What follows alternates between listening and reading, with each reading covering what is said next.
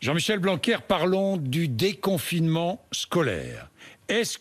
Première question directe, est-ce qu'une scolarité régulière et intégrale sera possible avant les vacances?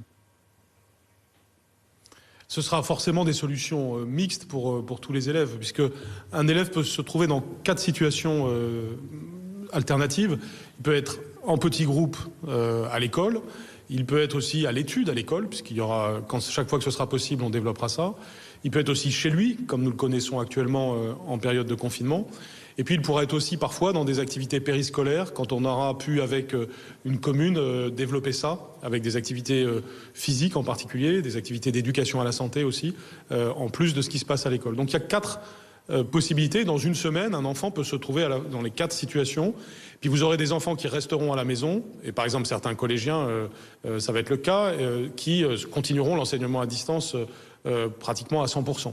Donc on va avoir tous les cas de figure, mais notre but c'est de personnaliser la situation pour chaque élève, c'est-à-dire qu'avant le 11 mai, chaque famille a eu un dialogue avec l'éducation nationale pour savoir ce qui va se passer pour son enfant et quelle est un peu la feuille de route pour mai et juin de chaque élève de France. Vous imaginez